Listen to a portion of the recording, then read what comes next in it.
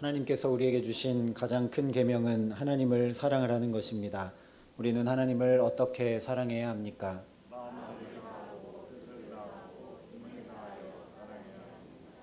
하나님을 사랑하는 우리는 하나님을 예배하기 위해 이 자리에 모였습니다. 우리는 하나님을 어떻게 예배해야 합니까? 이제 하나님을 전심으로 사랑하는 우리의 마음을 모아 영과 진리로 하나님을 예배하겠습니다.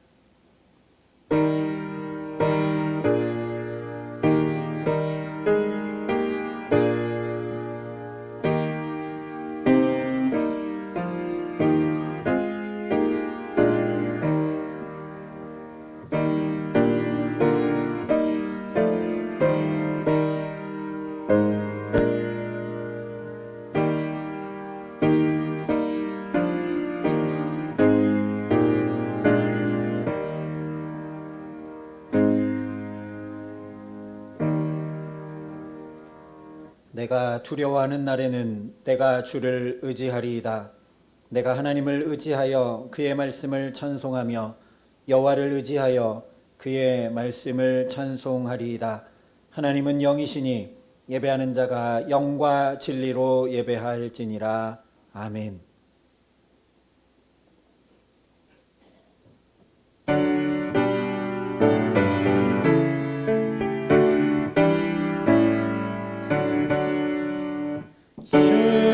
은혜를 받으러 모인 성도들 주 크신 분 깨닫게 하옵소서. 내 고통의 멍에를 다 벗게 되니 날 구속하신 이를 찬양하리. 주리를 곁에서 인도하시니 그 거룩한 나라가 이뤄지네. 저마귀와 싸워서 늘 승리하니 큰 영광 주께 돌려 찬양하리. 주리의 방패와 창검 되시니 나 승리의 주님을 따릅니다. 그 환난을 당할 때 늘 도우시니 승전과 높이 불러 찬양하리. 아멘.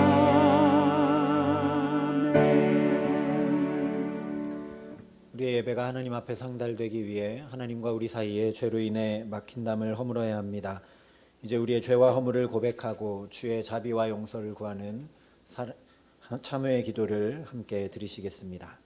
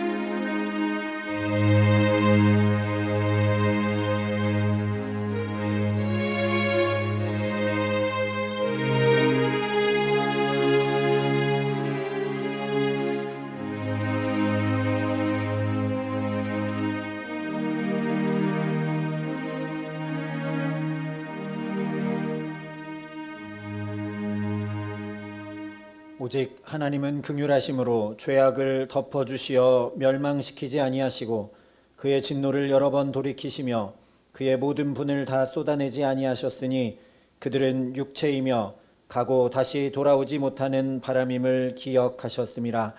그런즉 누구든지 그리스도 안에 있으면 새로운 피조물이라. 이전 것은 지나갔으니 보라 새 것이 되었도다. 아멘. 이 신실하신 하나님의 약속을 믿으며 우리가 고백한 죄와 허물이 용서받았음을 확신하시기 바랍니다. 이제 다 함께 사도신경으로 우리의 신앙을 하나님 앞에 고백 드리시겠습니다. 나는 전능하신 아버지 하나님 천지의 창조주를 믿습니다. 나는 그의 유일하신 아들 우리 주 예수 그리스도를 믿습니다. 그는 성령으로 잉태되어 동정녀 마리아에게서 나시고 본디오 빌라도에게 고난을 받아 십자가에 못 박혀 죽으시고 장사된 지 사흘 만에 죽은 자 가운데서 다시 살아나셨으며 하늘에 오르시어 전능하신 아버지 하나님 우편에 앉아 계시다가 거기로부터 살아있는 자와 죽은 자를 심판하러 오십니다.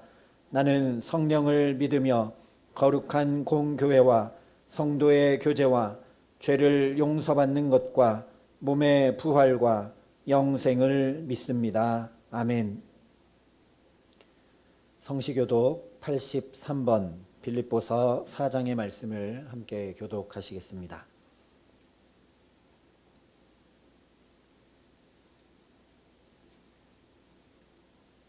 주 안에서 항상 기뻐하라. 내가 다시 말하노니 기뻐하라. 너희 관용을 모든 사람에게 알게 하라. 주께서 가까우시니라. 아무것도 염려하지 말고 다만 모든 일에 기도와 간구로 너희 구할 것을 감사함으로 하나님께 아뢰라. 그리하면 모든 지각에 뛰어난 하나님의 평강이 그리스도 예수 안에서 너희 마음과 생각을 지키시리라. 끝으로 형제들아, 무엇에든지 참되며 무엇에든지 경건하며 무엇에든지 옳으며 무엇에든지 정결하며 무엇에든지 사랑받을 만하며 무엇에든지 칭찬받을 만하며 무슨 덕이 있든지 무슨 기림이 있든지 이것들을 생각하라. 너희는 내게 배우고 받고 듣고 본 바를 행하라. 그리하면 평강의 하나님이 너희와 함께 계시리라. 아멘.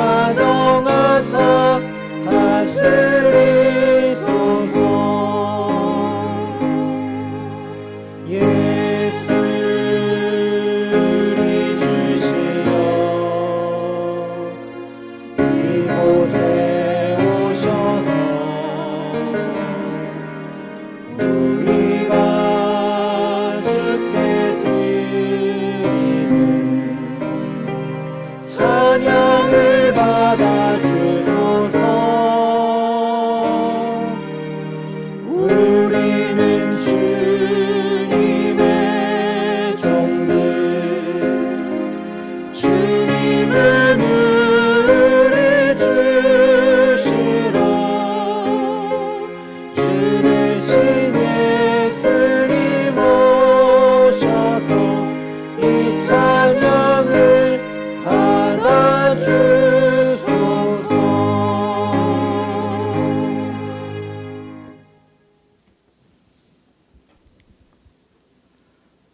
사랑이 많으신 하나님 아버지, 오늘 거룩한 주의 날 우리 모두가 주님 앞에 나왔습니다. 생명의 빛으로 언제나 저희들을 지켜주시는 하나님을 찬양합니다. 이 시간 이곳에 함께 하셔서 오직 주님만 높이고 주만 영광 받으실 수 있는 예배가 될 수 있도록 인도하여 주시옵소서. 무더위와 코로나로 인하여 잔뜩 움츠러든 상황 가운데서도 주님을 놓지 않고 교회와 온라인 예배를 통하여 계속해서 주님과 만나는 시간을 허락하여 주심에 감사드립니다. 모든 만물을 사랑으로 통치하시고 긍휼로 아끼시는 하나님 아버지, 오늘 또 한마음으로 주님을 바라보며 믿음의 모습으로 예배하는 시간 될 수 있도록 인도하여 주시옵소서. 한 주 동안 하나님 앞에서 거룩하지 못했던 저희의 삶의 시간들을 고백합니다.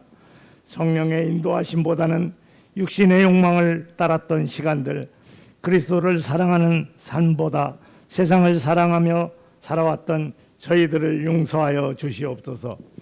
이 시간 우리의 미련한 삶을 주님 앞에 고백하오니 용서하여 주시옵소서. 성령의 불로 저희들의 모든 죄를 태워 주시옵소서. 정결한 마음을 허락하시고 우리 안에 정직한 영으로 새롭게 하여 주시옵소서. 모든 삶의 순간들을 기도와 감사하는 마음으로 헤쳐나가는 지혜와 용기를 주시옵시고 날마다가 새롭게 거듭나는 복된 날들을 허락하여 주시옵소서. 한 해가 시작한 지 엊그제 같은데 벌써 7월 셋째 주일 예배로 주님 앞에 나아갑니다. 연약한 저희들을 사랑하사 자녀 삼아 주시고 진리와 사랑으로 주님 품 안에 머물게 하심을 감사합니다.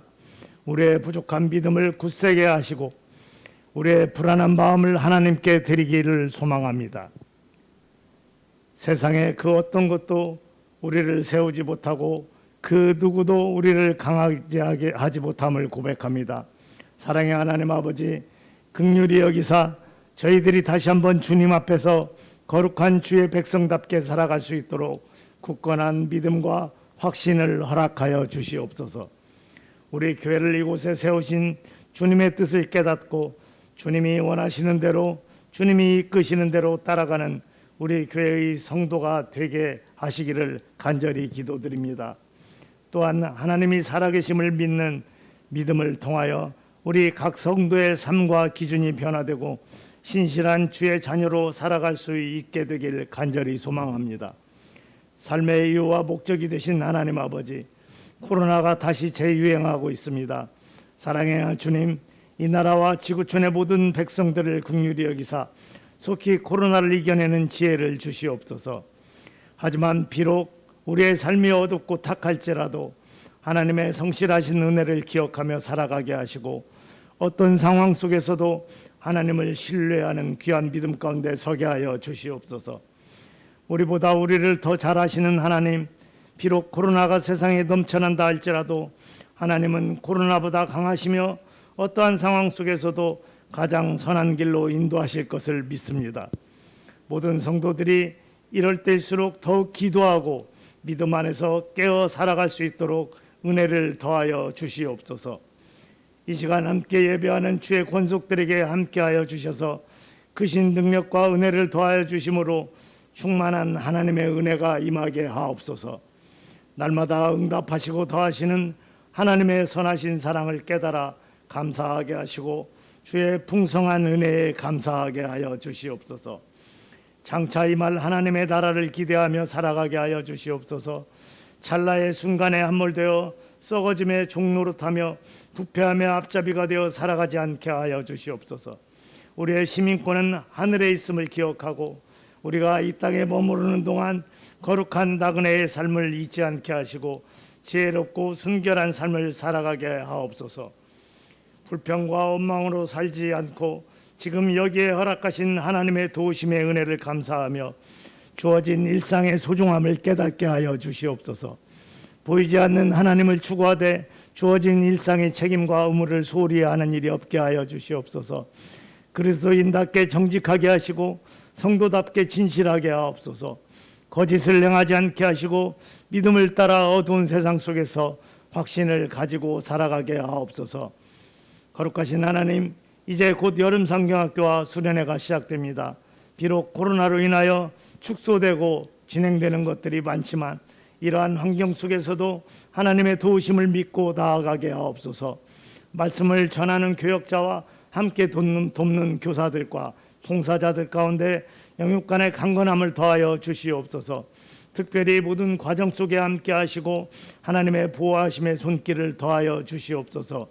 다음 세대를 이끌어갈 소중한 어린 자녀들이 하나님을 만나고 올바른 믿음의 자녀로 자라 크게 쓰임받는 일꾼으로 살아가게 하여 주시옵소서. 무더운 여름, 나태해지기 쉬운 시간이 계속되어집니다. 하나님, 긍휼과 자비를 더하사 이럴 때일수록 온 성도들이 열심을 내게 하시고 하나님과 동행하는 믿음의 삶이 되게 하옵소서. 예배를 돕는 손길 위에 복을 더하시고 온 성도들이 한마음으로 주님께 나아가기를 소망합니다. 갈급한 심령 위에 성령의 단비를 허락하시고 하나님의 은혜가 충만한 예배의 시간이 되게 하여 주시옵소서. 이 시간 복된 말씀을 들고 단위에 서시는 주의 종에게 성령 충만함을 허락하시고 선포하시는 말씀의 권세가 있게 하셔서 저희 모두에게 은혜가 넘치게 하여 주시옵소서. 이 예배에 참여한 모든 이들께 주님의 신령한 비밀을 깨달아 하는 귀한 시간이 되게 하여 주시옵소서. 주시는 말씀이 우리의 생명수가 되게 하여 흐르게 하여 주시옵소서. 믿음으로 주를 향한 헌신을 결단하는 귀한 예배의 시간으로 인도하여 주시옵소서. 예배의 시종을 주님께 의탁하오며 이 모든 말씀을 거룩하신 예수 그리스도의 이름으로 간절히 기도드리옵나이다. 아멘.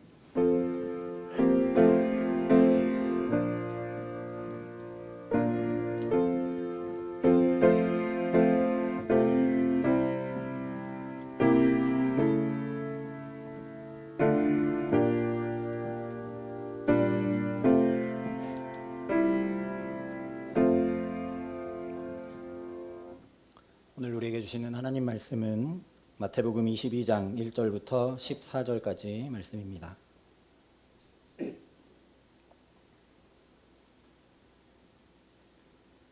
마태복음 22장 1절부터 14절까지의 말씀, 신약성경 36면에 있는 말씀입니다.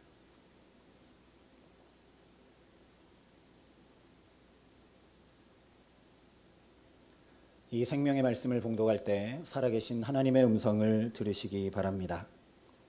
예수께서 다시 비유로 대답하여 이르시되 천국은 마치 자기 아들을 위하여 혼인잔치를 베푼 어떤 임금과 같으니 그 종들을 보내어 그 청한 사람들을 혼인잔치에 오라 하였더니 오기를 싫어하거늘 다시 다른 종들을 보내며 이르되 청한 사람들에게 이르기를 내가 오찬을 준비하되 나의 소와 살찐 짐승을 잡고 모든 것을 갖추었으니 혼인잔치에 오소서 하라 하였더니 그들이 돌아보지도 않고 한 사람은 자기 밭으로 한 사람은 자기 사업하러 가고 그 남은 자들은 종들을 잡아 모욕하고 죽이니 임금이 노하여 군대를 보내어 그 살인한 자들을 진멸하고 그 동네를 불사르고 이에 종들에게 이르되 혼인잔치는 준비되었으나 청한 사람들은 합당하지 아니하니 내 거리 길에 가서 사람을 만나는 대로 혼인잔치에 청하여 오라 한데 종들이 길에 나가 악한 자나 선한 자나 만나는 대로 모두 데려오니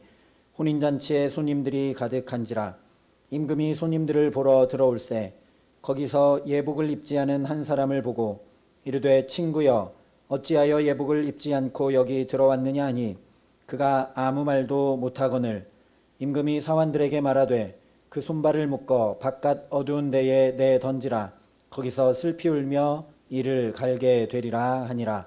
청함을 받은 자는 많되 택함을 입은 자는 적으니라. 아멘. 이 말씀은 하나님의 말씀입니다.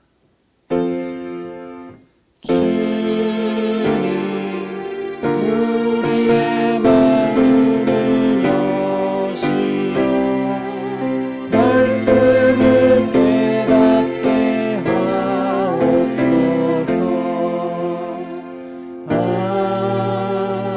아멘. 오늘도 말씀 나누기 전에 오늘 이곳에 계신 성령님 함께 찬양하도록 하겠습니다.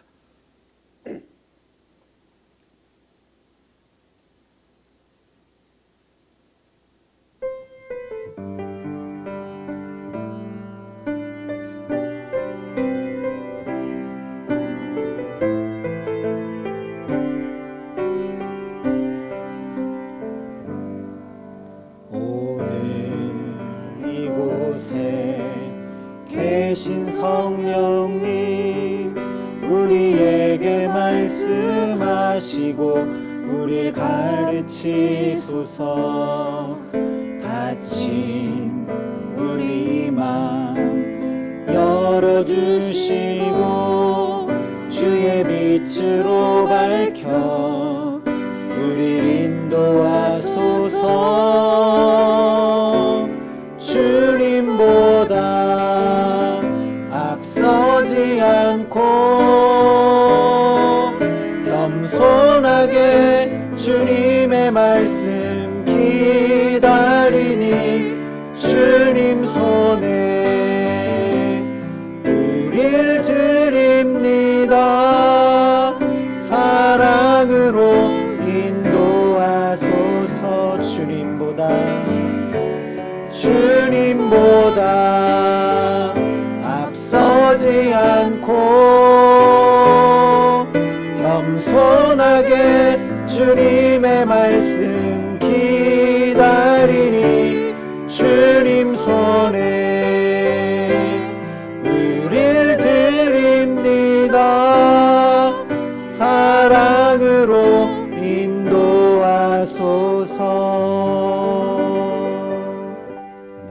잠깐 기도하겠습니다.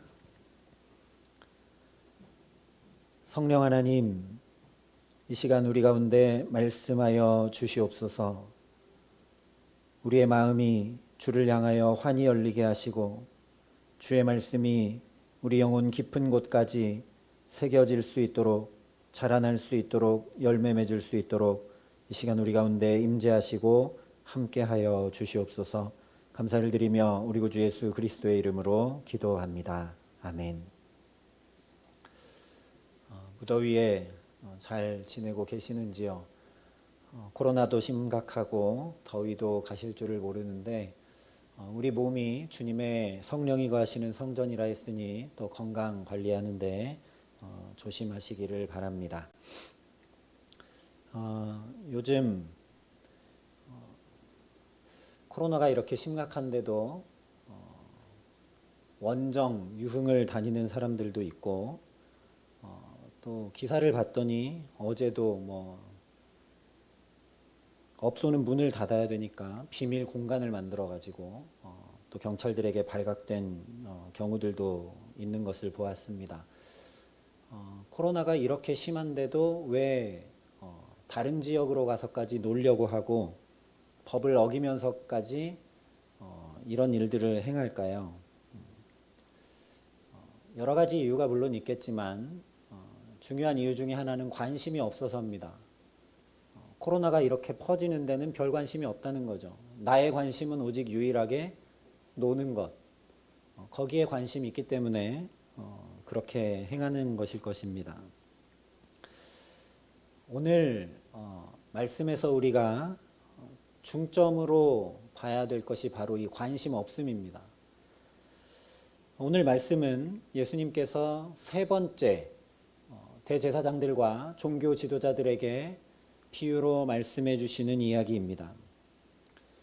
예수님께서 이 말씀을 하시게 된 이유는 종교 지도자들이 성전에서 장사하는 자들을 쫓아내고 또 하나님의 말씀을 선포하자 무슨 권위로 이런 일을 하느냐라고 예수님을 책잡았기 때문입니다.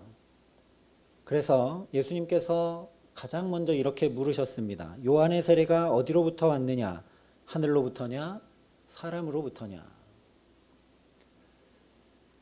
예수님께서 가장 먼저 비유 세 가지를 말씀해 주시기 전에 이렇게 물으셨다는 것을 우리가 기억해야 합니다.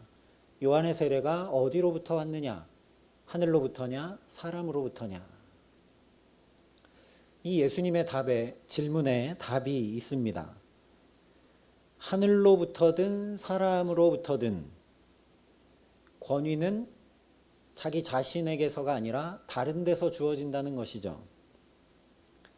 다시 얘기하면 종교 지도자들이 이렇게 자가당착에 빠져서 예수님을 책잡고 무슨 권위로 하느냐 묻게 되는 이유는 이 권위가 자기들에게 있다라고 여겼기 때문입니다.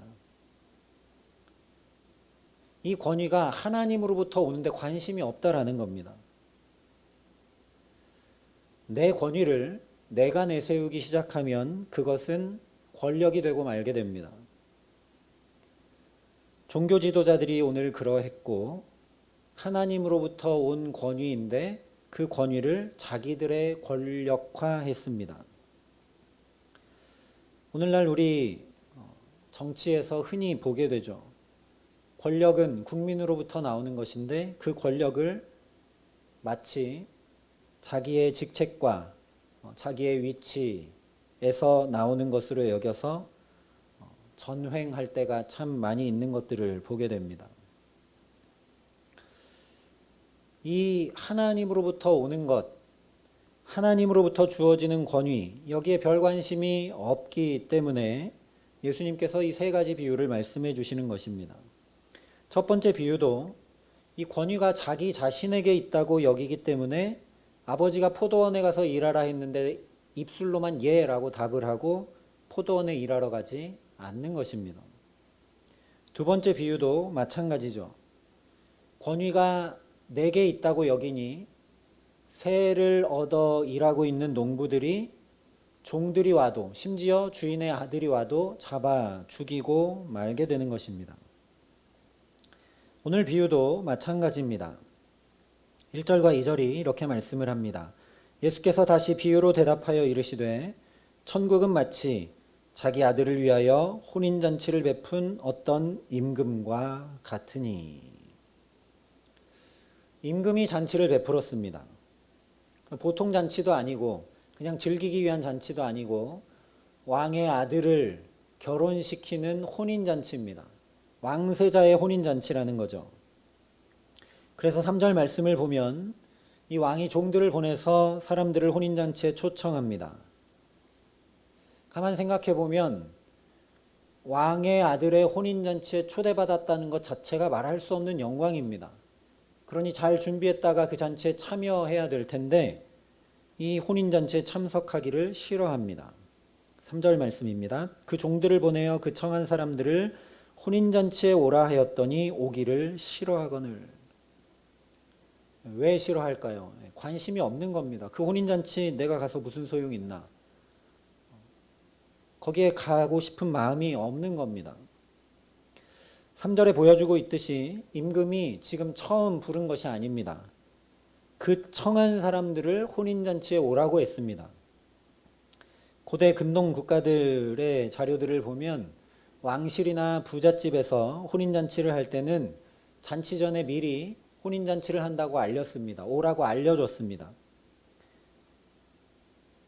그리고 이 초대에 예 가겠습니다 하고 응한 손님이 얼마나 되는지를 파악을 해서 음식도 준비하고 혼인잔치를 준비했다라고 합니다. 오늘 우리가 하는 결혼식과 비슷하죠. 청첩장을 먼저 주고 언제 어디서 결혼하는지를 알려줍니다. 그리고 예상되는 하객의 수를 고려해서 그 잔치를 준비하게 됩니다. 그런데 예수님 당시와 우리와 좀 다른 점 하나는 결혼 잔치가 다 준비가 되면 또다시 사람을 보내서 이제 잔치가 준비됐으니 오십시오라고 다시 초청한다는 겁니다. 아마도 달력이나 시계가 없었기 때문에 이렇게 했었던 것 같습니다. 그런데 사람들이 왕의 아들의 혼인잔치에 오기를 싫어합니다. 그래서 4절에 다시 이렇게 말씀을 합니다. 다른 종들을 보내며 이르되 청한 사람들에게 이르기를 내가 오찬을 준비하되 나의 소와 살찐 짐승을 잡고 모든 것을 갖추었으니 혼인잔치에 오소서 하라. 또 보냅니다.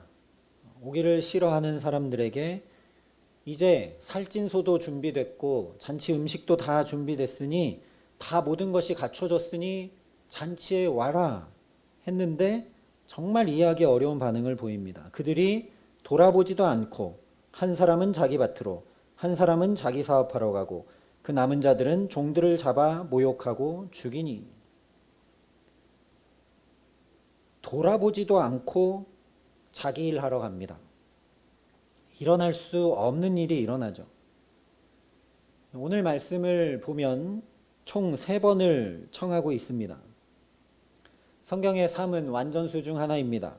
이 왕이 정말 최선을 다해 할 수 있는 온전한 초대를 했다라는 겁니다. 그런데 왕이 이렇게 열심히 정성을 다해 초대하는데도 오질 않습니다. 오지 않는 정도가 아니라 왕이 초대하려고 보낸 종들을 잡아 모욕하고 죽입니다. 그러자 임금이 노하여 전쟁을 불사합니다. 7절 말씀입니다. 임금이 노하여 군대를 보내어 그 살인한 자들을 진멸하고 그 동네를 불사르고. 예수님의 비유가 좀 잘 이해가 되지 않습니다. 왕이 초청했는데 가지 않는 것도 잘 이해가 안 되고, 초청하고 또 초청하고 그래서 온 종들을 잡아 죽이는 것도 이해가 안 되고, 그런 사람들을 왕이 초청해 놓고는 이제 되려 전쟁을 불사하고 진멸시켜 버리는 것도 잘 이해가 되지 않습니다. 그런데 우리가 처음 말씀드린 대로 초점을 놓치면 이렇게 이상한 얘기로 끝나고 말게 됩니다. 예수님이 왜 이렇게 말씀하고 계시는지를 잘 생각해 봐야 된다라는 거죠. 물론 이 말씀은 앞선 두 비유와 마찬가지로 하나님께서 선지자들을 보내고 또 보냈지만 그 선지자들의 말을 듣지 않고 오히려 선지자들을 잡아 죽였던 이스라엘의 역사를 말씀하는 것입니다. 또한 하나님의 아들인 예수께서 직접 여기 성전에 오셨는데, 자기들 곁에 오셨는데 거부하고 있는 종교 지도자들을 빗대어 말씀하고 계신 것이죠. 그런데 그보다 더 중요한 것은 하나님 나라를 지금 말씀하고 계신다는 사실입니다. 결론부터 말씀드리면 지금 이 비유를 통해 예수님께서 확 부각시켜 드러내고 있는 건 관심 없다라는 겁니다.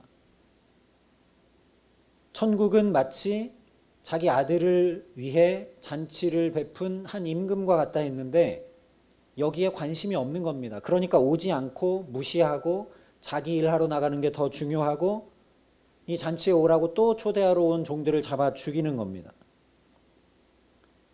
예수님께서 이런 것들을 통해 가장 강조하고 계신 것은 한편으로는 관심 없는 것이고 한편으로는 이 잔치에 참여하는 게 너무너무 중요하다라는 겁니다. 너무너무 중요하기 때문에 왕으로서는 전쟁을 불사하더라도 이 잔치에 참여시켜야 하는 겁니다. 왕이 한 번 명령하면 끝날 일을 두 번, 세 번 보내서 또 초대하고 또 초대하는 것입니다. 그래서 8절과 9절에도 이어서 이렇게 말씀을 합니다. 이에 종들에게 이르되 혼인잔치는 준비되었으나 청한 사람들은 합당하지 아니하니 내거리 길에 가서 사람을 만나는 대로 혼인잔치에 청하여 오라. 이 잔치에 참여하기 위해서 어떤 자격이나 공로가 중요하다면 결코 이렇게 하지 못하겠죠. 무엇이 가장 중요한가? 참여하는 것 자체가 가장 중요하기 때문에 내거리 길에 선한 사람이든 악한 사람이든 다 데려다가 잔치에 참여시키는 겁니다. 이것이 바로 하나님 나라입니다. 우리가 하나님 나라에 들어가는 구원의 문제가 하나님께는 가장 중요합니다. 에스겔 선지자를 통해 분명히 말씀하셨습니다. 주 여호와의 말씀이니라. 나의 삶을 두고 맹세하노니 나는 악인이 죽는 것을 기뻐하지 아니하고 악인이 그의 길에서 돌이켜 떠나 사는 것을 기뻐하노라. 하나님께는 나의 삶을 두고 맹세한다라고 하실 정도로 구원의 문제가 가장 중요한 문제입니다. 구원받아 하나님 나라를 누리고 이루고 사는 것이 하나님께 너무너무 중요합니다. 그래서 하나님은 독생자 예수 그리스도를 저 십자가에 다 내어주시기까지 우리를 구원하시고 우리를 하나님 나라 백성 삼으셨습니다. 그래서 여러 차례 비유를 통해 살펴본 것처럼 하나님 나라는 우리의 공로나 우리의 자격이나 우리의 노력과는 아무 상관이 없습니다. 그래서 사도 바울이 고린도 교회 교인들에게 이렇게 전했습니다. 내가 하나님의 열심으로 너희를 위하여 열심을 내노니 내가 너희를 정결한 처녀로 한 남편인 그리스도께 드리려고 중매함이로다. 사도 바울도 오늘 결혼 비유를 똑같이 들면서 내가 하나님의 열심 때문에 나도 열심을 내어 너희를 이 복음 가운데 참여시키려고 예수 그리스도와 결혼하는 신부로 드리려고 중매하고 있다라고 얘기를 합니다. 하나님의 열심, 하나님의 열심. 우리의 구원, 우리가 하나님 나라를 이루고 누리고 살기 원하시는 그 하나님의 애타는 마음, 그것 때문에 사도 바울도 매맞기도 하고 죽기를 각오하고 감옥에 갇히면서까지라도 복음을 전한다라는 거죠. 이 하나님의 열심이 오늘도 저와 여러분을 이 자리에 부르시고 붙들고 계신 줄 믿습니다. 문제는 뭐냐면 하나님께는 이 문제가 가장 중요합니다. 저와 여러분이 구원받고 저와 여러분이 하나님 나라를 이루고 누리고 사는 것이 가장 중요합니다. 그래서 독생자 예수를 내어주시기까지 합니다. 너무너무나 중요하기 때문에. 그런데 문제는 정작 우리는 이것이 그렇게 중요하지 않다라는 겁니다. 이 구원의 문제를 정말 중요하게 여기며 살아가지 않는다라는 겁니다. 하나님 나라가 가장 중요하다라고 하면서 살아가지 못한다라는 겁니다. 오늘 비유 말씀처럼 뭐가 더 중요하냐? 내 밭일하는 것, 내 사업하는 게 더 중요합니다.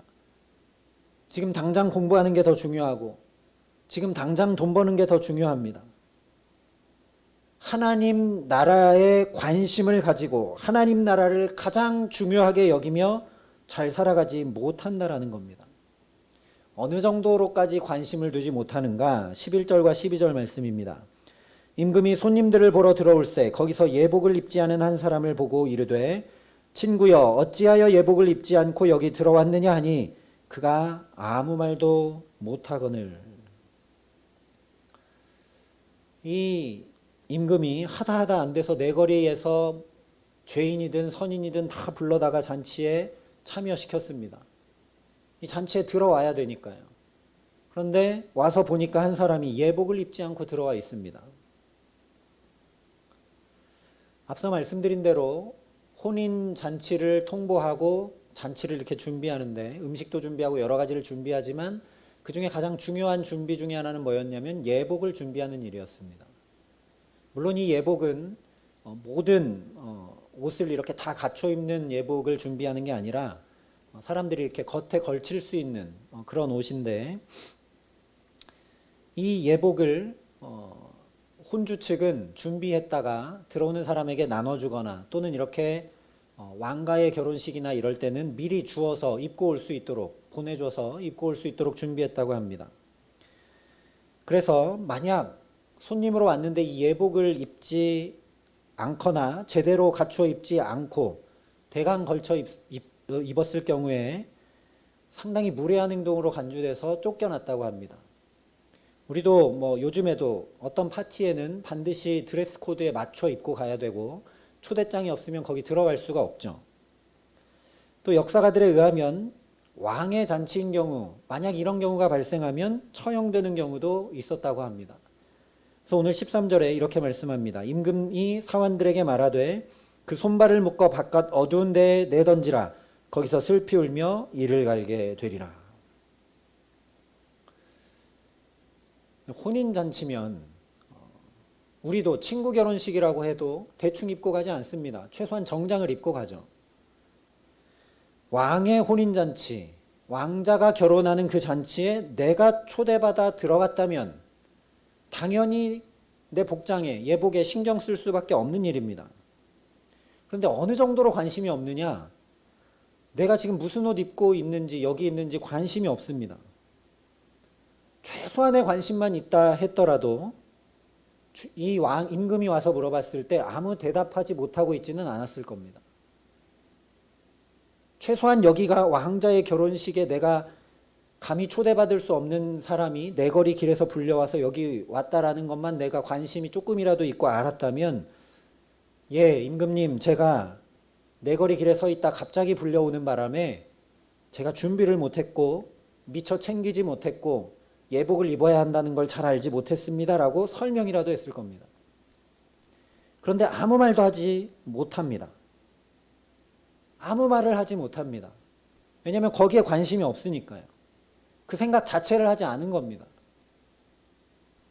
바로 이것입니다. 이것이 예수님의 질문에 아무 말도 답하지 못했던 종교 지도자들의 모습입니다. 하늘로부터냐 사람으로부터냐 하신 말씀에 아무 대답도 하지 못합니다. 왜냐하면 종교 지도자들은 거기에 관심이 있지 않습니다. 어디에만 관심이 있느냐? 온통 자기들의 기득권, 자기들의 이득에만 관심이 있습니다. 그래서 예수님이 성전을 깨끗게 하고 말씀을 전하시니까 자기들의 기득권이 무너질까봐, 자기들의 수입원이 없어질까봐 어떤 권위로, 누가 무슨 권위를 줘서 이렇게 하느냐 따지는 겁니다. 또 자기들은 종교 지도자니까, 대제사장이고 바리새인이니까 마땅히 하나님 나라에 들어간다는 그 특권에만 관심이 있습니다. 세리와 죄인들과 창기도 구원하고자 하는 하나님의 그 열심, 하나님의 구원, 하나님의 마음에는 전혀 관심이 없습니다. 원래 자기들을 대제사장으로 종교 지도자로 권위를 주셔서 성전에서 봉사할 수 있도록 하신 하나님의 뜻, 하나님의 마음은 그런 죄인들도 잘 지도해서 하나님의 말씀 앞으로 잘 인도해서 그들도 회개하고 하나님 앞으로 돌이키도록 하는 데에 목적이 있는데 거기에 관심이 없습니다. 정죄하기에 바쁩니다. 너희들은 우리와 다르다. 하나님 나라에 너희는 감히 들어올 수 없다. 사도 바울도 로마서에 이렇게 선포를 했습니다. 하나님의 나라는 먹는 것과 마시는 것이 아니요 오직 성령 안에 있는 의와 평강과 희락이라. 사도 바울 시대에도 그랬나 봅니다. 관심이 어디에만 있는가? 먹는 것과 마시는 것에만 있는 거죠. 예배 드리러 왔는데 먹는 것, 마시는 것에만 관심을 둔 겁니다. 그래서 사도 바울이 이 얘기를 안타깝게 하는 겁니다. 하나님의 나라는 그런 데 있는 게 아니다. 오직 성령 안에 있는 의와 평강과 희락이다. 분명히 깨우쳐 주는 겁니다. 우리의 관심은 온통 어떻게 하면 잘 먹고 잘 살까, 편안할 수 있을까 여기에 관심이 있지만 하나님 나라는 그런 것이 아니다라고 선포합니다. 하나님 나라는 오직 성령 안에 있는 의와 평강과 희락이다 말씀을 합니다. 말씀을 준비하며 가만히 되돌아봅니다. 나는 과연 거기에 관심을 두고 있는가? 성령 안에 있는 의와 평강과 희락에 관심이 있는가? 내 삶에 성령 안에 있는 의와 평강이 유지되고 있는 것에 관심이 있는가? 다른 사람의 삶에 성령 안에 있는 의와 평강과 희락을 전해주는 데 관심이 있는가? 정말 여기 관심이 있다면 내가 합격하고 내가 취직하고 내가 성공하기 위해서가 아니라 내가 준비하는 이 공부, 내가 열심히 준비하는 이것들을 통해 억울한 사람들이 없는 더 의로운 세상을 만드는데 내가 조금이라도 쓰일 수 있을까? 이 치열한 경쟁 사회에서 남을 떨어뜨려야만 내가 합격하고 내가 취직할 수 있는 이런 구조, 어떻게 하면 바꿔가는데 내가 준비되고 쓰임받을 수 있을까?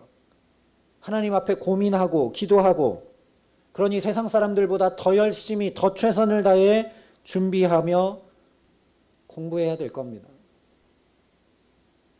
돈을 번다면 나만 잘 먹고 나만 잘 살기 위함이 아니라 어떻게 하면 평화가 깨진 곳, 기쁨이 사라진 사람들, 고통 가운데 있는 자들에게 조금이라도 위로와 힘과 소망과 기쁨을 주는데 보탬이 될 수 있을까? 그래서 내가 돈을 열심히 벌어야 하겠죠. 아이를 양육한다면 다른 부모들과 똑같이 어떻게 하면 이 아이에게 부족함 없이 공급해 줄 수 있을까? 어떻게 하면 좋은 선생님, 과외 선생님, 학원 보낼 수 있을까가 아니라 어떻게 하면 이 아이가 오직 성령 안에 의와 평강과 희락을 누리는 아이, 하나님의 말씀으로 자라는 아이, 하나님의 아들, 딸로 자랄 수 있을까? 거기에 관심을 두고 양육해야 할 것입니다. 겉으로는 똑같이 아이를 키우고 겉으로는 똑같이 공부하고 겉으로는 똑같이 돈을 벌고 있지만 그 목적과 방향이 전혀 다른 것이죠. 코로나 상황에서는 어때야 될까? 일상이 멈추고 경제가 힘든 것 당연히 우리가 회복을 위해 기도해야 되고 안타까워해야 됩니다. 그러나 정말 우리가 더 안타까워해야 될 것은 하나님 나라가 무너져 내려가고 있는 것 때문에 안타까워해야 합니다.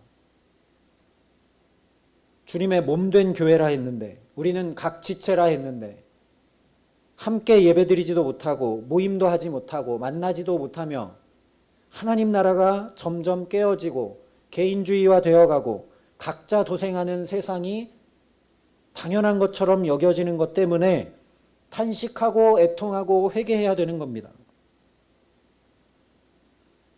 이런 거창한 것이 아니다 하더라도 과연 나는 내 일상 속에 정말 성령 안에 의와 평강과 희락, 내가 어떻게 하면 더 기쁨과 감사로 살 수 있을까? 내가 어떻게 하면 이 코로나 시대 속에도 성령 안에서, 하나님 안에서 평강 잃지 않고 살 수 있을까? 거기에 관심을 기울이고 힘쓰고 노력해야 한다는 것이죠. 이것이 하나님 나라이기 때문입니다. 사실 우리가 잘 알고 있습니다. 종교 지도자들도 잘 알고 있습니다. 그런데 그렇게 살아가지를 못합니다. 잘 알고는 있지만 그것이 어느 순간 무거운 율법이 되고 의무가 되고 맙니다. 또 어느 순간 기득권과 특권이 되기 쉬운 것이 우리 죄된 본성입니다. 예수님께서 이것을 아셨습니다. 오늘 이 종교 지도자들과 바리새인과 장로들이 깨달아서 2번이나 비유를 말씀해 주셨는데 그걸 듣고 깨달아서 하나님 나라에 관심을 두고 돌이키지 못할 걸 알고 계셨습니다. 또 우리들도 그렇게 잘 살지 못하는 걸 주님이 아십니다. 그래서 오늘 예복을 말씀하고 계신 것입니다. 우리가 또 이 종교 지도자들이 스스로 돌이켜 하나님 나라에 관심을 기울이고 그렇게 살아가야 된다는 의무를 말씀하신 것이라면 혼인잔치에 오지도 않고 왕의 권위보다 자기 권위를 더 내세우며 초대와 부르심에 응하지도 않고 오히려 그 종들을 잡아 죽이고 각자 자기 길을 가버린 자들을 진멸했다는 이야기에서 끝내시면 됩니다. 하나님 나라를 향해 살지 않는 건 이런 무서운 심판 가운데 있는 것이다 라고 깨우쳐 주시고 끝내면 됩니다. 그러니 심판 가운데 가지 말고 하나님 나라를 위해 살아가라 하시면 끝나는 일입니다. 그런데 주님께서 예복을 말씀하시는 이유는 대제사장들, 장로들, 바리새인들이 스스로 기득권을 내려놓고 종교 행위가 아니라 하나님 나라를 어떻게 이룰까 하면서 살지 못할 것을 아셨기 때문입니다. 이 혼인잔치 비유에서 보면 초대를 받았건 못 받았건 악하건 선하건 예복을 입으면 잔치에 들어가 참여할 수 있게 됩니다. 그런데 초대를 아무리 받았어도 심지어 잔치 자리에 와 있어도 이 예복을 입지 않고 있으면 그 자리가 심판받는 자리가 되고 말게 됩니다. 천국은 이 예복을 입고 잔치에 참여하도록 준비한 임금과 같다 말씀하셨습니다. 간단히 줄여 말하면 임금이 준비한 예복을 입고 있는 것이 곧 천국이라는 말씀이죠. 그래서 오늘 14절에 예수님께서 이렇게 결론 내리십니다. 청함을 받은 자는 많되 택함을 입은 자는 적으니라. 저 개인적으로는 우리 성경의 이 번역이 너무나 마음에 듭니다. 택함을 받은 자라고 했다면 전적으로 하나님이 선택한 자만 천국에 들어가는 거네. 우리가 아무리 어떻게 해도 방법이 없는 거네. 라고 오해될 소지가 너무 많아집니다. 그런데 택함을 입은 자라고 했습니다. 주시는 예복을 받아서 입듯이 택함을 내가 입어야 합니다. 그래서 로마서 13장에 이렇게 말씀했습니다. 오직 주 예수 그리스도로 옷 입고 제가 가장 좋아하는 구절 중에 하나입니다. 오직 예수 그리스도로 옷 입고, 예수 그리스도로 옷 입고, 우리가 어떤 옷을 입었느냐에 따라 우리가 달라지죠. 우리가 입는 옷은 우리의 상태와 행동과 업무와 정체성을 있는 그대로 다 드러냅니다. 그렇기 때문에 죄수복과 제복이 전혀 다릅니다. 작업복과 교복이 전혀 다르죠. 오늘 말씀에서도 만약 예복을 입고 있었다면 예복을 입고 밭에 가서 일하지는 않았을 겁니다. 예복을 입었다면 사람 죽이는 일에 나서지는 않았을 겁니다. 우리도 예수로 옷 입지 않기 때문에 여전히 내 뜻과 내 계획과 내 욕망과 내 권위를 내가 주장하며 그렇게 살아가게 되는 것입니다. 오직 예수 그리스도로 옷 입기를 간절히 사모하는 저와 여러분 되게 하시기를 소망합니다. 정말 하나님 나라를 얻기 원하고 그 나라가 내 삶에 제발 이루어지기를 원한다면 청함받는 데서 끝나는 것이 아니라 택함을 입어야 합니다. 아니, 우리가 원하고 바라는 것과 비할 수 없이 어떻게든 우리에게 이 나라를 주시려고 오늘 이 임금처럼 사람을 보내고 또 보내고 말씀하고 또 말씀해 주시고 아예 내 거리 길에 모든 사람을 다 데려다 앉혀 놓으시는 그 하나님, 예복도 다 주면서 앉혀 놓으시는 그 하나님, 그래서 당신의 온 생명을 쏟아부으시고 성령이 여전히 우리와 함께 하시는 예수님께서 저와 여러분을 오늘도 붙들고 계신다는 사실을 깊이 깨달아 알아야 합니다. 사실 하나님은 처음부터 우리에게 옷을 지어 입혀주셨습니다. 에덴 동산에서 하나님의 권위를 깡그리 무시하고 마음대로 선악과를 따먹은 인간을 위해 하나님이 친히 가죽옷을 지어 입혀주셨습니다.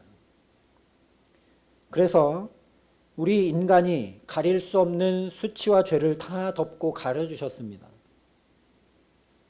하나님께서 친히 손수 지어 입혀주시는 이 가죽옷을 받아 입지 않으면 계속 가리려고 해도 가려지지 않는 나뭇잎으로 수치를 가려야 하는 인생, 그래서 안 가려지기 때문에 저 숲을 뒤에 숨어 사는 인생을 벗어날 수 없는 겁니다.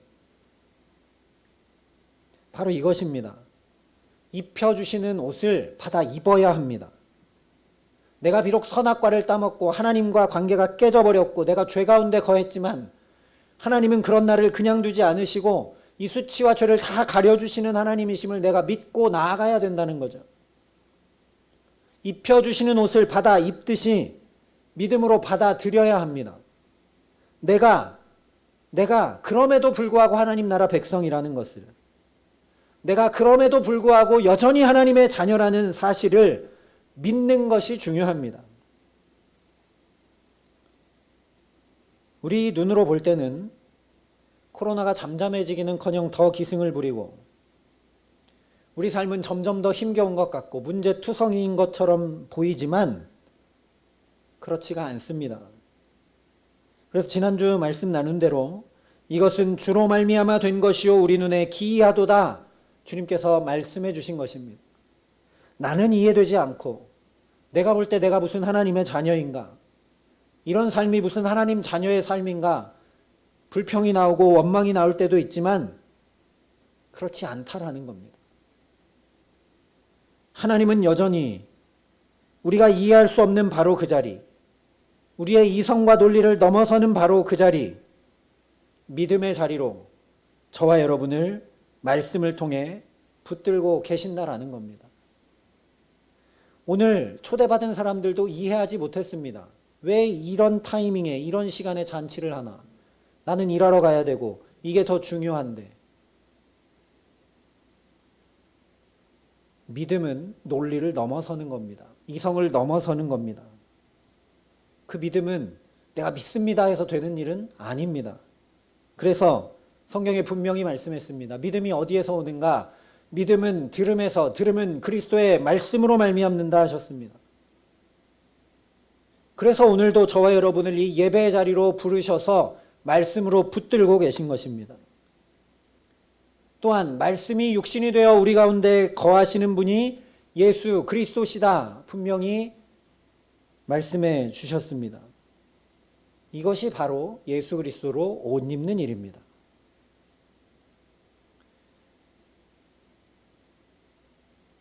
우리의 믿음이 말씀을 듣는 데서 나오고 말씀이 육신이 되어 우리 가운데 오신 분이 예수 그리스도시니 우리가 예수로 옷 입는다는 건 이 말씀을 가까이 하는 일입니다. 우리가 매일 옷을 갈아입듯이 매일 예수로 옷 입고 살아가야 합니다. 날마다 옛사람을 벗어버리고 새 사람을 입어야 합니다. 구체적으로 매일 새 말씀을 듣고 매일 내 삶을 말씀에 붙들어 매고 이 성경을 펴서 나의 삶을 말씀에 비추어야 한다라는 겁니다. 그것이 예수로 옷 입는 일입니다. 여러분 요즘 말씀을 가까이 하십니까? 개인적으로 말씀을 가까이 하십니까? 온라인에 설교가 넘쳐납니다. TV만 틀어도 설교가 계속 나옵니다. 그래서 내가 말씀을 묵상하고 곱씹고 되뇌이는 것에 우리가 너무 약해져 버렸습니다. 예수 그리스도로 옷 입는 일에 우리가 잘 관심을 가지지 않는 시대가 되어버렸다라는 겁니다.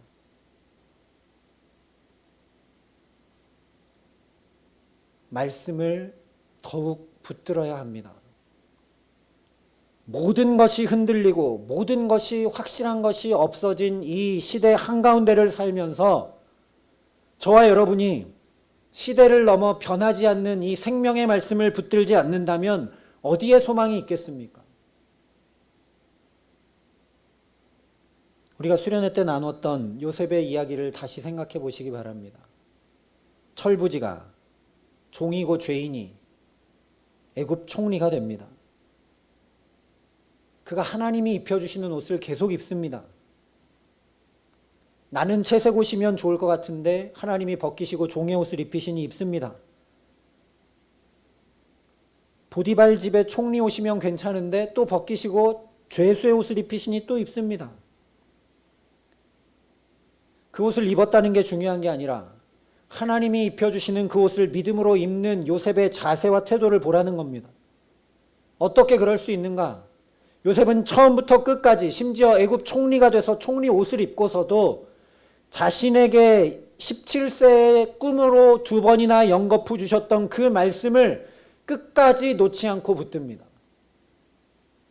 내게 주신 그 말씀 하나님이 어떻게 이루어 가실까? 내게 펼쳐진 종이라는 상황, 죄인이라는 이 상황, 하나님이 주신 꿈으로 주신 그 말씀에 비추어 볼 때 이건 어떤 건가? 끝까지 말씀을 놓지 않았습니다. 그러자 그에게 정말 하나님 나라가 이루어집니다. 구원이 일어납니다. 자기만 구원받는 게 아니라 온 가족을 구원하고 그 당시 전 세계를 구원하는 하나님의 사람이 됩니다. 다윗도 마찬가지입니다. 목동이 왕이 되죠. 간음과 살인을 저지른 죄인이 메시아의 조상이 됩니다. 그가 평생 화려한 왕궁과 왕복과 왕관 그리고 권력 있는 그 왕권에 관심 가지고 그것을 향해 달려갔다면 결코 그렇게 되지 못했겠죠. 열왕기 역대기의 모든 왕들이 그것을 보여줍니다. 왕권에 관심을 가지자 무너져 내립니다. 그런데 다윗은 평생 그런 것이 아니라 오직 여호와의 율법을 즐거워하며 그의 율법을 주야로 묵상했다라고 고백합니다. 그의 수많은 시편이 이것을 증거합니다. 양떼를 치는 목동이었을 때도 하나님을 묵상하고 하나님 앞에 시편으로 믿음으로 고백하고 왕이 되어서도 시편을 보면 자기 아들 압살롬이 반역을 일으켜 쫓아올 때도 하나님 앞에 기도하고 시편을 고백합니다. 어떤 상황에 있든지 하나님께서 자신에게 기름 부어주셨던 그 말씀, 그 하나님을 붙들고 온 힘을 쏟으며 나아갔던 것을 우리가 기억해야 됩니다. 말씀을 더 읽고 묵상하는 데 힘쓰시기 바랍니다. 주일날 설교 한번 듣는 것으로 끝내지 마시고 매일매일 말씀 앞에 저와 여러분을 세울 수 있기를 소망합니다. 예, 저도 마찬가지입니다. 설교 준비하기 위해 말씀을 읽는 건 물론 그것도 제게 은혜가 되고 도움이 되지만 저를 위한 말씀의 묵상의 시간이 없으면 제가 무너져 내립니다. 목사도 마찬가지입니다. 이 어려운 때에 아닌 것 같은데 건강을 지키느라 더 힘써야 될 것 같고 경제가 어려우니 돈을 버는데 더 힘써야 될 것 같지만 아닙니다. 말씀에 붙들어 매는데 더욱 힘쓰시기를 바랍니다. 그래서 사도 바울도 하나님의 나라는 이라고 정의를 해준 후에 오직 성령 안에 있는 의와 평강과 희락이라고 하나님의 나라를 정의해 준 후에 곧바로 이어서 이렇게 이야기합니다. 이로써 그리스도를 섬기는 자는 하나님을 기쁘시게 하며 사람에게도 칭찬을 받느니라. 저와 여러분이 이로써 그리스도를 섬기는 자 되게 하시기를 간절히 기도합니다. 하나님 나라를 내가 이루고 누리기 위해 예수 믿고 예배하고 살아가는 사람 되게 하시기를 간절히 소망합니다. 이 하나님 나라를 이루고 누리기 위해 정말 예수 믿는 사람들 됐으면 좋겠습니다. 코로나가 이 모든 걸 드러내 놓았습니다. 왜 예수 믿는가? 예수 믿는 목적이 무언가? 예수 믿는 방향이 무엇인가? 제대로 되어 있는가? 정말 우리가 제대로 점검하고 그렇지 하나님 나라를 향해 달려가야지 우리가 다시 한번 결심하고 그러니 변치 않는 영원한 생명의 말씀에 저와 여러분을 묶어두며 그 말씀을 붙들고 예수 믿고 예수 그리스도로 옷 입고 나아가는 그런 주님의 사람들 되게 하시기를 간절히 소망합니다. 그러면 요셉이 그랬던 것처럼 다윗이 그랬던 것처럼 하나님도 기쁘시게 하고 사람에게도 칭찬을 받는 놀라운 은혜를 덧입게 됩니다. 이 어려운 때에 정말 다시 말씀을 가까이 하고 매일매일 내게 주실 말씀을 소망하고 기대하며 성경을 펼쳐 읽으며 그 말씀을 하루 종일 곱씹고 묵상하여 예수 그리스도로 옷 입고 살아가기에 정말 하나님께 기쁘심이 되고 사람들에게도 칭찬을 받는 그런 놀라운 축복, 하나님 나라를 이루고 누리고 전하는 가장 복된 삶 살아가게 하시는 귀한 은총 주시기를 우리 구주 예수 그리스도의 이름으로 간절히 축원합니다. 함께 기도하시겠습니다. 사랑과 은혜가 풍성하신 아버지 하나님, 오늘도 우리를 이 귀한 자리로 불러주시고 붙들어주시고 깨우쳐주시니 감사합니다. 아버지 하나님, 나의 관심은 지금 어디에 있는지요? 나는 무엇 때문에 삶을 살아가고 있는지요? 나는 무엇 때문에 예수를 믿고 예배하고 있는지요? 아버지 하나님, 오늘 이 종교 지도자들처럼 또 주님의 비유에 등장하는 사람들처럼 정말 관심 가져야 될 것을 놓치지 아니할 수 있도록 우리에게 은총을 더하여 주시옵소서. 하나님께서 독생자까지 내어주시며 그렇게 중히 여기시고 그래서 오늘도 우리를 예배의 자리로 부르셔서 말씀하시고 붙드시는 그 하나님의 마음을 깊이 깨달아 알아 그 하나님 나라를 향해 최선을 다해 달려가는 복된 삶, 믿음의 삶 살아갈 수 있도록 하나님 우리에게 성령으로 역사하여 주시옵소서. 덮었던 성경의 말씀을 펼쳐 읽을 수 있도록 우리에게 역사하여 주시고 그 말씀을 눈으로만 보는 것이 아니라 깊이 묵상하고 하루 종일 되뇌이고 곱씹어서 그 말씀이 예수 그리스도로 나를 옷 입혀주는 말씀이 되게 하여 주셔서 하나님을 더욱 붙들고 믿음을 가지고 하나님 각자 예배할 수밖에 없는 이 시대 가운데 각자 믿음을 지키며 살아야 하는 이 시대 가운데 주의 말씀을 들음으로 묵상함으로 믿음이 더하여지며 더욱 굳건히 하나님께 붙들려 살아갈 수 있도록 우리에게 함께하여 주시옵소서. 그래서 이것을 위하여 우리가 살아가고 하나님 나라를 위하여 예배하고 믿음을 가지고 달려나갈 때 말씀 그대로 하나님을 기쁘시게 하며 사람에게도 칭찬받는 요셉처럼 다윗처럼 하나님의 영광을 드러내고 축복된 삶을 살아갈 수 있도록 우리 모두를 붙드시고 함께하여 주시옵소서. 감사를 드리며 우리 구주 예수 그리스도의 이름으로 기도합니다. 아멘. 우리 말씀을 기억하면서 찬송 436장 믿음으로 함께 고백하겠습니다.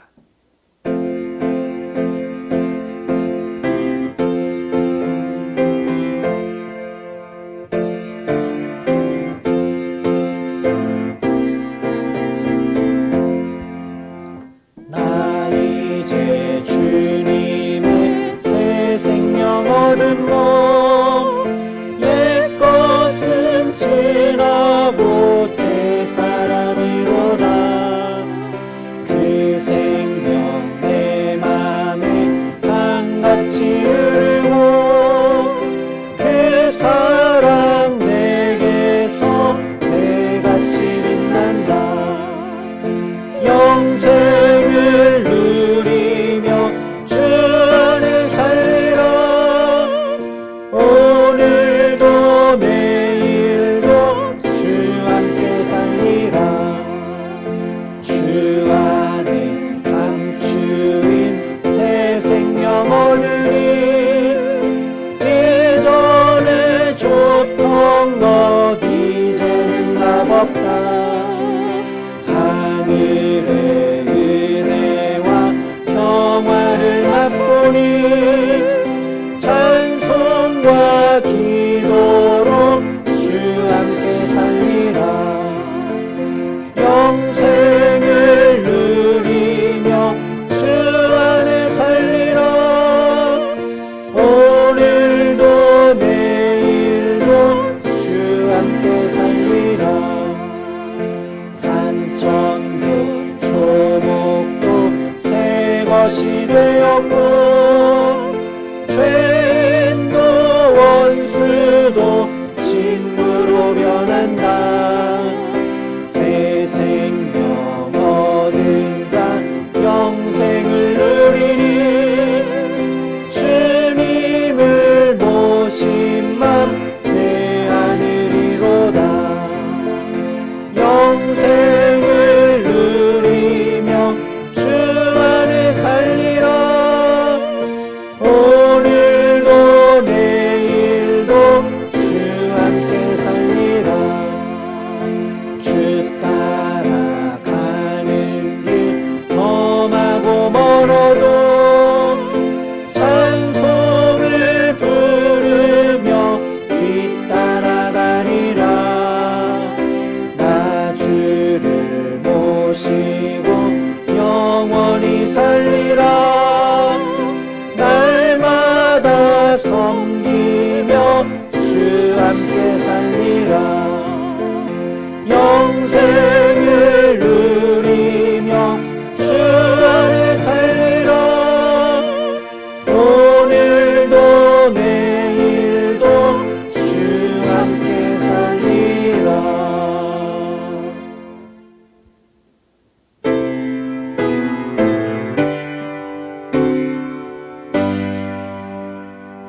모든 것이 주께로부터 왔으니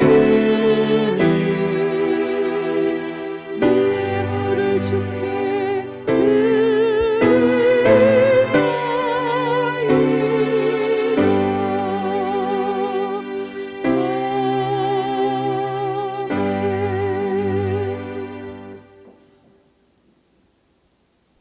사랑의 아버지 하나님, 이 시간 그저 예물이 아니라 우리의 삶과 우리의 마음 중심을 주님 앞에 정성으로 올려드립니다. 이 귀한 주님 앞에 드려진 예물과 삶을 기뻐 받아주시고 하나님 나라를 향해 더욱 달려갈 수 있도록, 주님께 붙들릴 수 있도록, 매일매일 새 사람을 입어 살 수 있도록, 예수로 옷 입고 살아갈 수 있도록 하나님, 우리 가정과 일터와 자녀들을 축복하시며, 그래서 하나님께 기쁘심이 되고 사람에게 칭찬받는 축복으로 더하여 주시옵소서. 이 귀한 예물이 쓰여지는 곳곳마다 하나님의 나라가 더 확장되고 이루어지며 전하여지는 의와 평강과 희락이 넘쳐나는 일에 쓰일 수 있도록 이 귀한 예물을 주께서 기뻐 받으시고 친히 사용하여 주시옵소서. 감사를 드리며 우리 구주 예수 그리스도의 이름으로 기도합니다. 아멘. 함께 축복하며 인사하겠습니다. 여호와는 우리에게 복을 주시고 우리를 지키시기를 원합니다. 여호와는 그의 얼굴을 우리에게 비추사 은혜 베푸시기를 원합니다. 여호와는 그 얼굴을 우리에게로 향하여 드사 평강 주시기를 원합니다. 우리 옆 사람과 함께 인사하겠습니다. 예수로 옷 입고 사세요. 우리 인사하겠습니다. 교회 소식을 전해드리겠습니다. 교육부 성경학교와 수련회를 위해 기도해 주시기를 부탁을 드립니다. 1단계 때는 모임과 또 집회가 자제 권고이지만 2단계부터는 금지입니다. 그래서 교육부에 부탁을 드렸는데 우리 성인 수련회 했던 것처럼 예배 시간을 이용해서 수련회를 계획하고 준비하려고 합니다. 어려운 때이지만 하나님의 은혜가 가득할 수 있도록 계속 함께 기도해 주시기를 부탁을 드립니다. 문자로 공지 드리고 이번 주에도 그렇게 했던 것처럼 금요 기도회는 중단하는 것이 아니라 더 어렵지만 각자의 자리에서 금요일 8시 30분에 기도의 자리를 만드시고 지켜주시기를 부탁을 드립니다. 더 기도해야 될 때, 정말 하나님 앞에 매달려 기도해야 될 때 기도하기를 쉬지 않을 수 있기를 소망을 합니다. 사회적 거리두기가 지금 2단계고 6시 이후 5인 이상 모임 금지인데 오늘 또 지방에도 3단계로 격상될지 모르겠습니다. 중대본에서 새롭게 방역수칙이 발표되는 대로 다시 공지를 올려드리도록 하겠지만 혹시 3단계가 되더라도 공간의 20% 인원이 예배를 드릴 수 있는데 백신 1회 이상 접종자는 그 제한 인원에서 제외됩니다.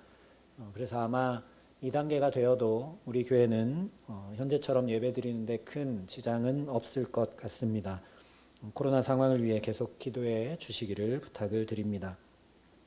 한 가지 추가 광고가 있습니다. 우리 중고등부를 섬기는 임마루 전도사님이 숨쉬는 공동체 청소년 비전스쿨 개원 예배를 오는 토요일 오전 10시에 드리게 됩니다. 지금 길거리에 방황하는 아이들 또 가정에 문제가 있는 아이들을 돌보고 말씀으로 세우는 사역을 우리 전도사님이 감당하고 계십니다. 위에서 기도해 주시고 혹시 예배에 참석하시기 원하시는 분들은 7월 31일 오는 토요일 오전 9시 30분에 교회에서 출발하도록 하겠습니다. 위치는 예수병원 맞은편 선교사 묘역 앞에 있습니다. 숨쉬는 공동체를 위해 함께 기도해 주시기를 또 부탁드립니다. 나머지 광고는 주보를 참조해 주시고 다 함께 자리에서 일어나셔서 찬송 302장 함께 찬양하겠습니다.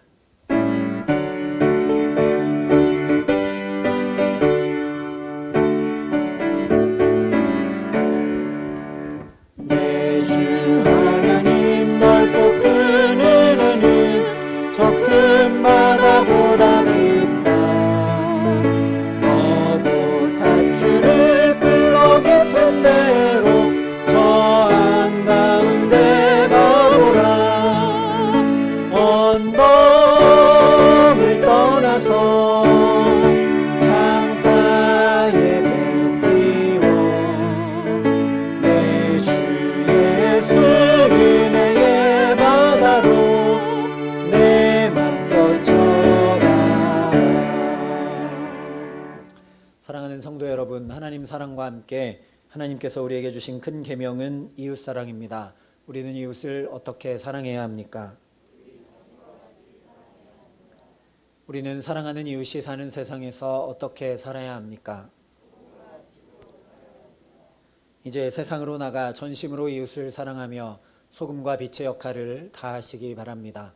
하나님께서 우리와 함께 하실 것입니다.